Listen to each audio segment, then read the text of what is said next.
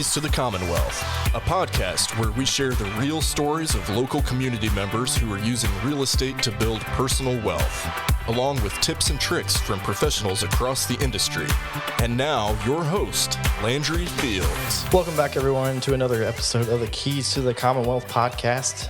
Landry here, and today's episode is going to be a little bit different. I will talk about that in a second. Brought to you, of course, by Nova Insurance, where we love people through their business insurance, real estate portfolio insurance, home, auto, life. We work as independent risk advisors to find the best coverage and options for your unique needs. And we understand, especially since I'm heavily invested in real estate myself, on what that entails and what needs to go into that. So speaking of that and my knowledge of that, we're going to flip the script a little bit today. And we are going to talk about insurance when it comes to habitational risk or commercial property or just investment property risk. And so today I've gotten with my studio here, Andrew Jarvis, my business partner in crime here with the real estate portfolio side of things. And I'm basically going to turn it over to him to kind of lead the discussion today. So I'm not asking myself the questions, but from somebody who doesn't understand insurance, he can ask those questions himself, and we can kind of talk about the importance of different things and coverages and so forth. So Andrew, welcome to the show again. Awesome. Thanks for having me. Glad to be back and glad to put you in the hot seat for a change and grill you on all things insurance related. Full transparency starting out in our business, we have defined roles, all insurance things you take care of. So I'm excited to learn along with the listeners today on all things insurance related. Why don't we start out the same way that I started out with you and all your guests do. Hop into the DeLorean. Yeah. Tell us about your journey into real estate investing. Honestly, a lot of it came back a few years ago. Since my time in insurance, seeing a lot of my clients have real estate portfolios, knowing some people, some that I've had on the show, et cetera, that were close friends that had a lot of real estate, and just seeing the value of diversifying some of your investments and not maybe putting all my I never like putting all my marbles in one basket. So wanted to do that and get into real estate, but knew I knew nothing about it. And so I knew the podcast would be a great way to kind of really learn about it and give a value back to others in different ways. And so I remember I bought this podcasting equipment. So I come from a pro audio background. So I knew pro audio and stuff. Bought the podcasting equipment so that it was, I think in the summer of 2021. Yes. And so it would sit in my office in the corner. So I knew that I wanted to get into real estate. And I wanted to get into the podcast thing so I could kind of learn real estate. And I know we were having conversations at that point in time. So isn't that interesting how if you like... And I read Rich Dad Poor Dad like everybody. Check that box. Yeah, everybody does. It's interesting that we create these things for ourselves, like hold ourselves accountable. Was that kind of what the podcasting equipment was for you? Like to say? Oh, yeah, 100%. Like if I know I really want to do something and I'm like, no, I could get cold feet, I usually just start telling people or doing something that's financially invested into it, so like I have to follow through with it type of thing. Yeah. Well, and you tend to jump. You're kind of an all-way-in kind of guy, aren't you? Like if you're going to do something, you're kind of like you're listening to all the podcasts, watching all the things on YouTube. Yeah. Like, I can just go down rabbit trails for sure on stuff. 100%. YouTube is probably my most watched app and TV related thing. Yes. So insurance, obviously your specialty. And so you're into real estate investing. Obviously insurance is a huge part of that. So tell us a little bit kind of starting off, like, here I am, new investor. I have this property. What coverages are important or needed when it comes to investment type property? Yeah, and I've got everything covered appropriately with our stuff, of course. I trust you completely. Good to know. But yeah, I mean, there's a lot of factors, obviously, that go into and typically the more important things that we see on claim side are always going to be weather related, right? Those are usually going to be the most frequent ones. But the one we'll probably talk a little bit more later, that's your biggest risk, most people don't realize is more or less lawsuit side of things. And so, and usually that's the cheapest coverage you can get, but people don't add those other layers of protection or have that layer of protection in some ways. For example, your liability is that obviously a big portion of that.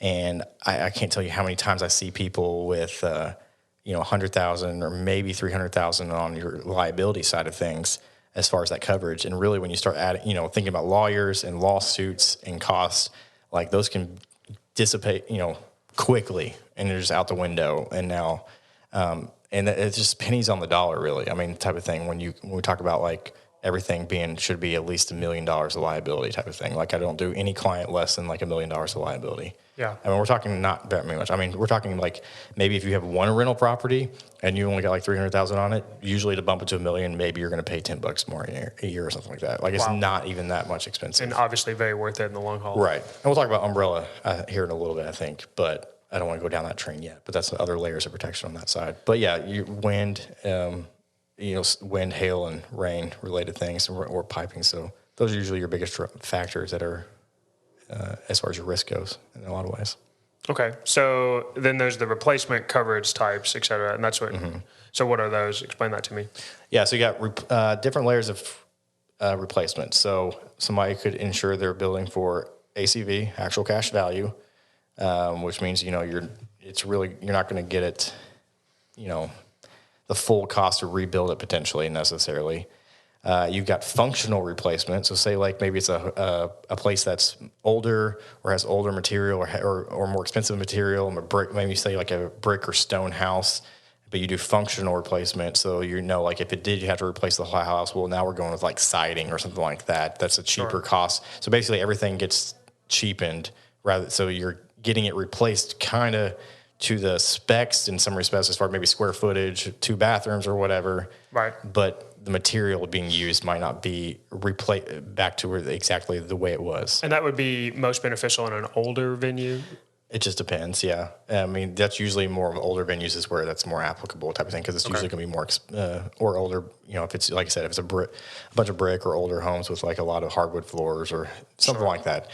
And then third, and sometimes that doesn't mean that's always cheaper depending on the company. Let me preface that way from what we call replacement cost. Replacement cost is that kind of standard, like it's supposed to be replacing the home as it was type of a scenario with the same like material. Right. And that doesn't always mean that functional is cheaper than replacement cost. So it depends on the company. Sure. Depending on the situation and the company that we're working with in that sense. Okay. So are those the two? Beyond that, you have extended replacement. Okay. And there's different ways we would want to use certain ones based upon the number of rentals sometimes and how we're covering it.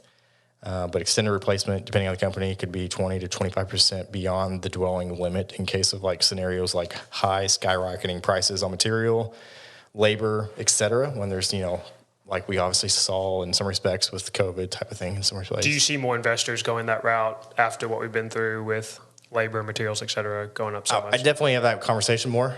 And again, that's usually when we have smaller portfolios type of scenario. Okay. And then the other part is guaranteed replacement. That's usually more your private home more often than not, which basically kind of is, it's guaranteed replacement. So you kind of don't have to worry about a limit in some respects. Do you see most investors go one way or another, or just every situation is unique and kind of different venues? Some people, it just depends. Like some investors I know, like ACV, like it doesn't matter. Like they just want ACV. They're trying to cut down costs on everything, right? Which I can understand. But I mean, really, they probably haven't had a total loss. And I feel like if you had a total loss, I'm going to advise you that we should be doing more replacement cost side of things, right? But to that point, parlay into kind of like what we call blanket coverage. Yes. I know we've talked about I think mentioned it once, but that's where really I work with a lot of real estate investors where there's a lot of real estate investors out there that have like a policy per location kind of a scenario. Yes. There's nothing wrong with that, and it still suffices and still good coverage in a lot of ways. But that's the way where like a lot of times there can be a big savings implication from bundling those on, for example, like State Farm, Liberty, USAA, Allstate, a lot of those kind of captive agencies like that, meaning the person works for that company. Right. Those usually are more or less like Shelter would be another one where they're always like per location is on its own policy. Sure. So every location has its own policy. Every house, every rental has its own policy kind of thing. Now, there's big savings and implications, not necessarily only on the premium, but on claim scenarios where we kind of got this on our policy. Obviously, we have 8 locations right now, kind of a thing, and they're all in one policy, but we have what can be called an 80 or 90% co-insurance with a blanket. So what I'm talking about is, let's say we've got $1 million of replacement cost, right? Right. well, we can insure it instead of insuring it for that full $1 million worth of replacement costs, insure it for 90% or 80% of that value and put a blanket coverage on there, which means, let's say we're talking 90%, which is what ours is. So now we have 90% coverage across our $1 million portfolio. So we got 900,000 in this example. The blanket allows that 900 to move over top of any one location or any locations at one time. So you're really the only scenario where you're, in essence, screwed, for lack of better words, would be as if you lost every location, or you lost more than $900,000 worth of property all at one time, or one scenario type of thing, like storm or whatnot. So I guess my first question would be, are there rules or restrictions as far as, like, do they all have to be in the same city? Can they not be... Are there restrictions as far as location is concerned? And then, well, answer that first, and that'll lead me to my next question. There can be restrictions sometimes on states because each state, so if you're within the state, a lot of times that's not a huge deal. Okay. It's usually more like if it's out of state, the insurance laws are different per state, and so therefore you need something in that like policy for that state. Are there restrictions on how many I can put on one blanket? Good question. Not necessarily. Some companies may. Some others may not, but that then begs it if the aspect of sometimes, let's say we've got 50 properties. Sometimes there's a scenario of maybe I want to put half in one bucket and half in the other bucket. So if that $1 million liability is then exhausted in one, it's maybe not necessarily exhausted in the other half of the property side of things in some respects. So that just gets more into preference in some respects with that side. But the biggest advantage outside of just one being able to pay a little bit less in sometimes overall cost, we can still break down per location each year what you're paying, because obviously that's a big factor with taxes and what you paid in it. But is the deductible side of things. So, and I think most people have no idea or miss this. There's a lot of companies that only do ACV on roofs out there, which I'm like, who wants to pay for actual cash value on a roof if your roof is 20 years old and then it goes and you get, like, after a deductible, like maybe $3,000? Like, how's that going to help me? That's going to be a huge thing in that sense. So the other part, though, is it's going to now, when you have each property on its own policy, you have a per location deductible. Okay. So meaning, like, if you had a hailstorm like we just had, Wilmore and so forth, hit, and it knocked out, half of your properties now need roofs, you're going to now be paying that $1,000, $1,500, $2,000 deductible on every times however many properties you own. Yeah. So that adds up quickly. Absolutely. As opposed to bundling, we've already done some savings aspects, doing a co-insurance and blanket like we talked about, but now you have a per incident deductible with most of the companies, or a lot of the companies out there in that sense. So, if you did have a scenario like that, it's really covered under a per.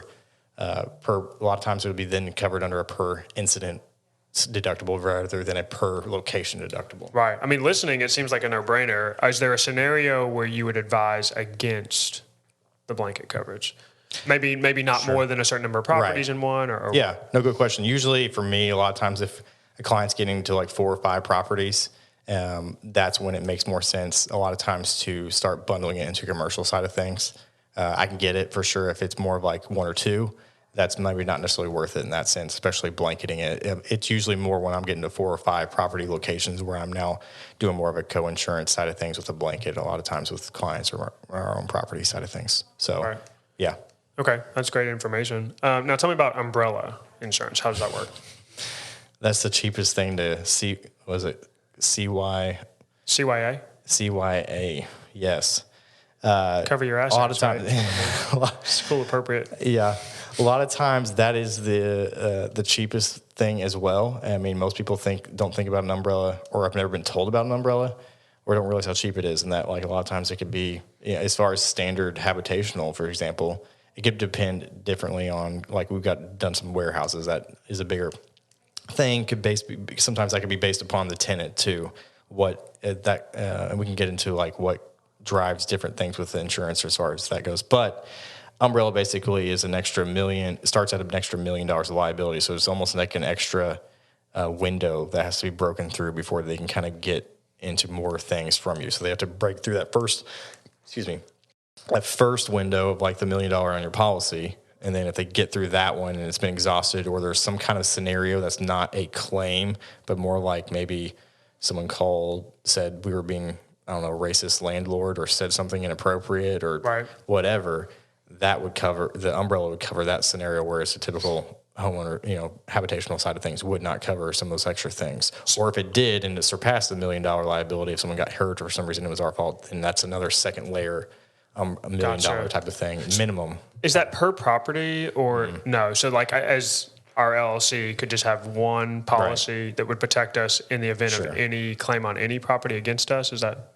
correct? Right. In that sense, they can now the things that gets more tricky though, where that's not necessarily always applicable, is where some people like to say, basically put every property in the same or a different LLC, I mean. Right. And so that gets a bit different, because then you really need to a separate one for each individual LLC. Yeah, I see. In that respect. So it's, but then again, if that LLC, there's less, it's kind of six, one half dozen in the other in that sense, like if you're trying to keep other entities from being hit by opening a separate entity, where they can't, depending on state law, whether, in some respects. Because you hear people talk about putting individual properties or just a few properties in different LLCs, and I think generally that's the reason for it, is to protect themselves. But it sounds like what you're saying is the umbrella policy would kind of do the same, similar, and that is the veil, or that is the protection, or a combination of those together. Yeah, absolutely. Like I've got a couple client, like they've got I think 40 or 50, and it's like they're broken up into two different LLCs, kind of a thing. So yeah. Let's talk about things that could make insurance a little more complicated than a typical residence, right? So we house flippers. Yeah, exactly. So we're dealing with unique circumstances when we're investing. Yeah. Whether it be the nature of the tenant or the circumstance, like you mentioned, flipping a property. So I know, for example, I know that not every insurance company feels comfortable insuring a property that you're flipping. So talk to us about things like that could make insurance a little more complicated. I mean, for a lot of times, if it's a single family home or a duplex, and it's like one or two, like most companies will write that kind of thing for sure. Once you start getting into quadplex or higher, that definitely changes, and a lot of times that it becomes a commercial policy no matter what.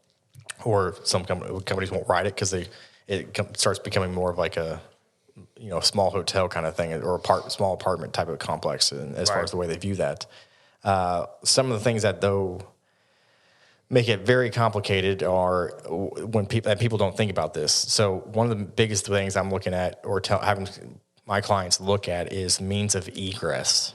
Okay, that's a big thing with real estate, about that. habitational.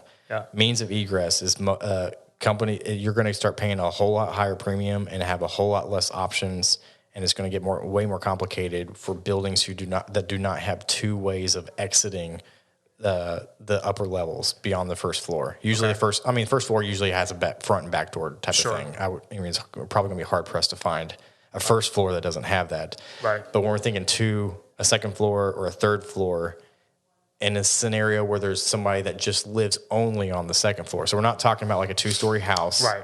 We're talking about you're in a unit upstairs. Let's just say a quadplex for an example. Let's say there's 2 on the bottom and 2 on top for this example.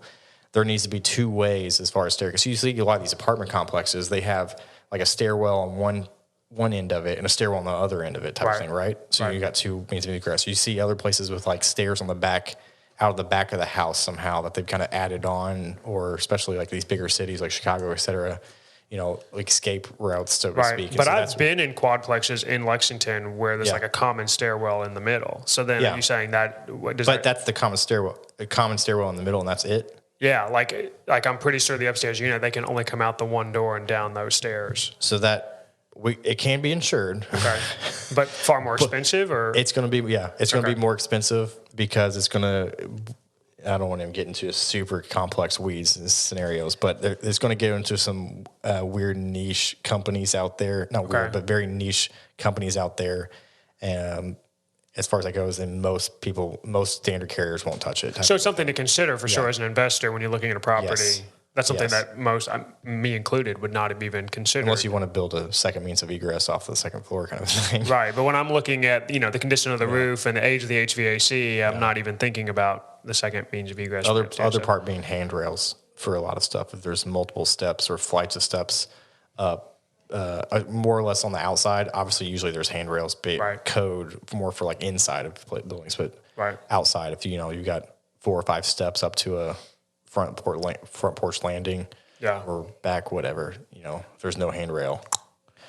Thing. Wouldn't have thought. At least that could be. You put it on there. It could be an easy addition. Yeah, as opposed to building a second door out of the upstairs. Yeah, so that's interesting. So means of egress is one that something you need to consider, and not just know that you're going to have to deal with. What else? Renting to students complicates it a lot too. Okay, see that's interesting because I would think rental property downtown. I mean that's a no-brainer, right? Because you're going to have college students every year that need it. You're going to rent out per room kind of thing a lot Absolutely. of times. I'm seeing dollar signs. Sure. Right? But you're saying insurance You're difficult? also seeing a higher risk. I'm sure we could all maybe think of why. I was an angel in college. I don't know. Why a house full of guys maybe or something like that might be a little bit of a riskier scenario. So that definitely, that one is, those are honestly the 2 top ones that are just like make it instantly harder as far as what companies we can put the business. So, like the means of egress, are less companies interested in insuring? Yes, in that it's part. I mean, and that's not like, and that's part of usually the underwriting questions. Like if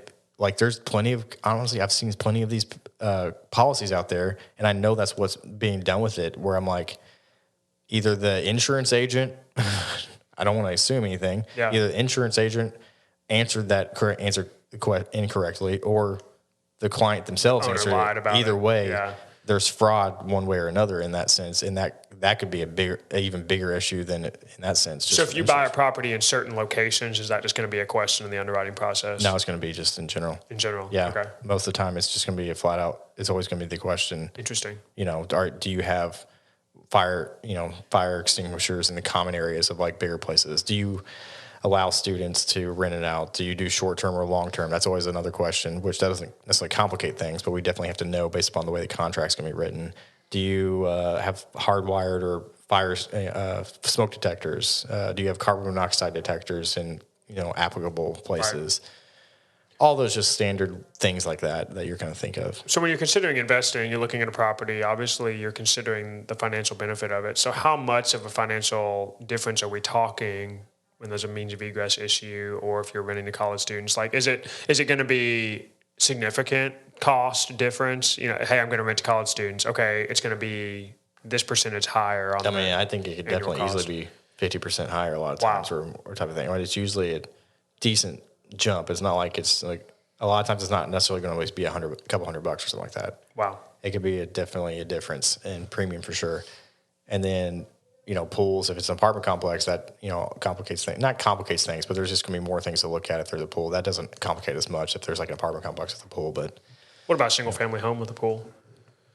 If you're renting it, then that's usually just more or less you got to have a fence in some way, right, from keeping people from drunk stumbling into your pool. I guess that's the way I think about it for myself. Absolutely. Could someone just drunk walk into my pool kind of thing, or is there going to be a fence that they'd have to hit first of some kind? Yeah. Kind of thing.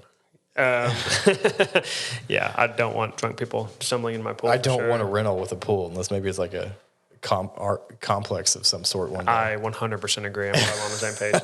That just seems like a headache waiting to happen. The other part a lot of times that we always have to ask a lot, or we get asked on the underwriting, is the roof age or sometimes the furnace age. Okay.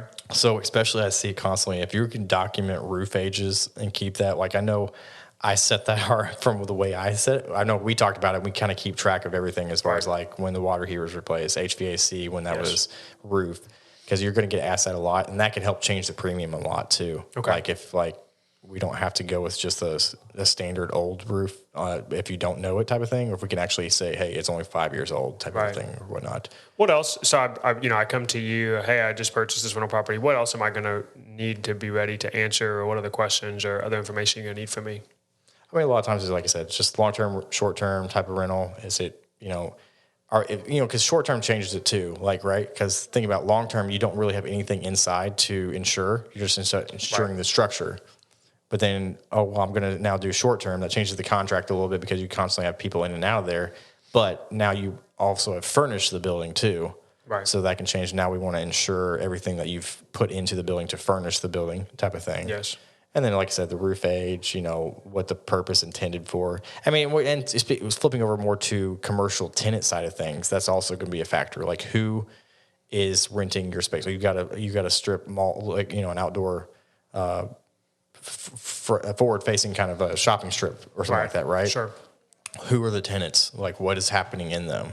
Right. How much they rent, like the square footage of each of those spots that they have, and type of thing. That I mean, those are also factors, because, like we just said, we was just working on a huge warehouse here in Central Kentucky, and risk control had to come in because it was a manufacturing scenario. So the building was insured and owned by one, but they were renting out the use of this giant warehouse to a tenant who was manufacturing, I think it was like steel doors or something like that. Okay. And so risk control ones come in because they're thinking that plays a big portion of, like, if the thing goes up in flames, is what's happening internally inside of this warehouse going to add to the the risk of the whole thing being burned down, type of thing. Absolutely. Like, if it was just like there was nothing but wood, maybe, or something like that, or something very flammable type of thing.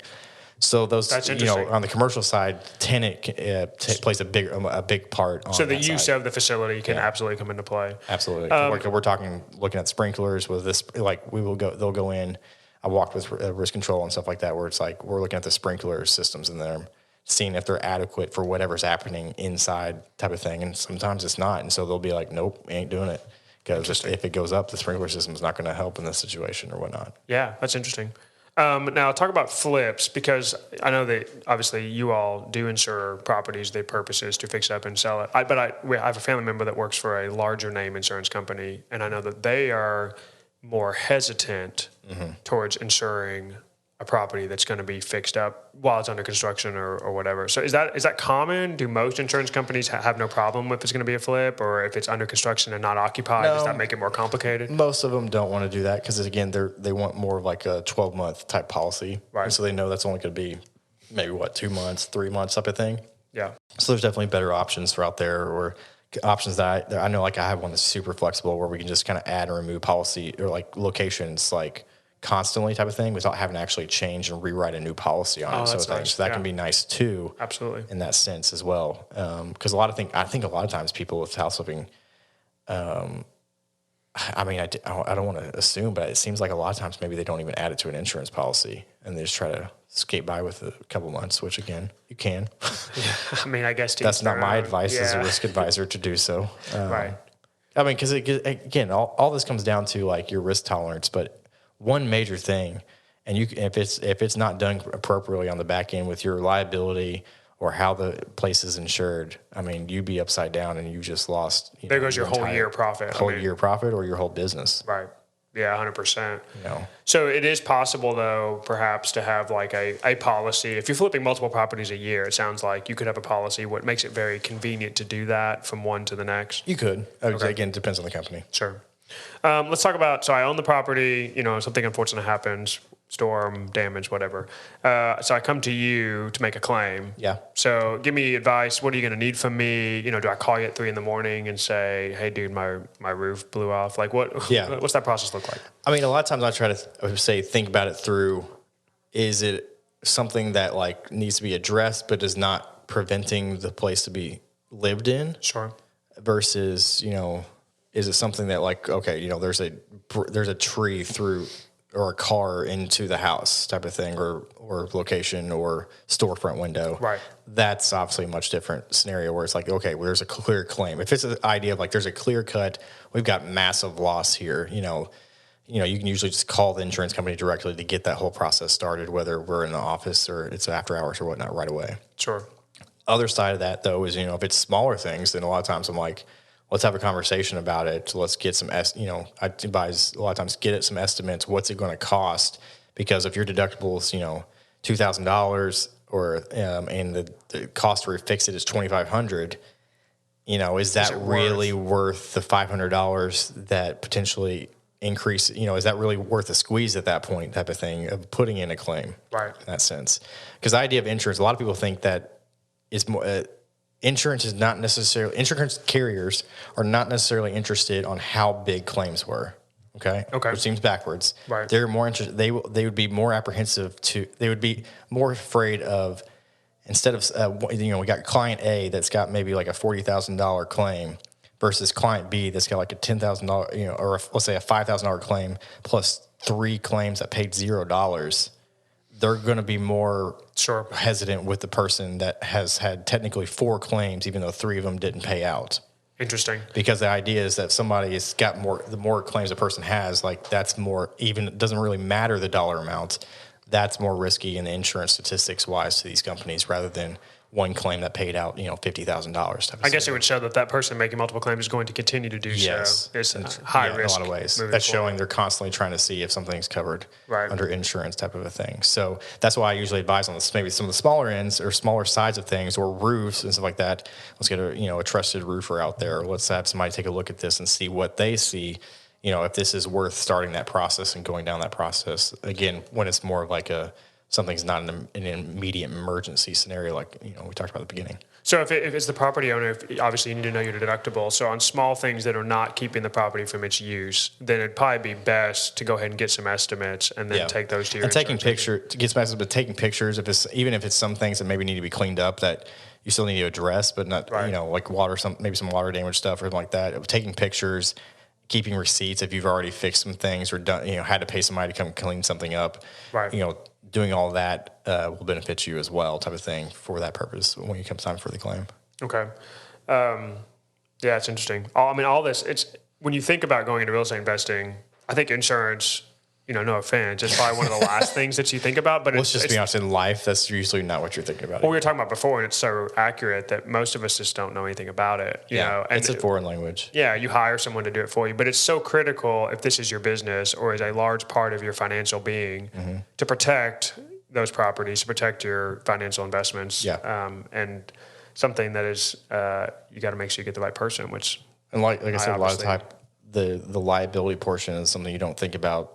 That's again, when that happens is probably your biggest point of risk as far as that goes. So that's why the umbrella $1 million base on liability on stuff like that is pennies on the dollar.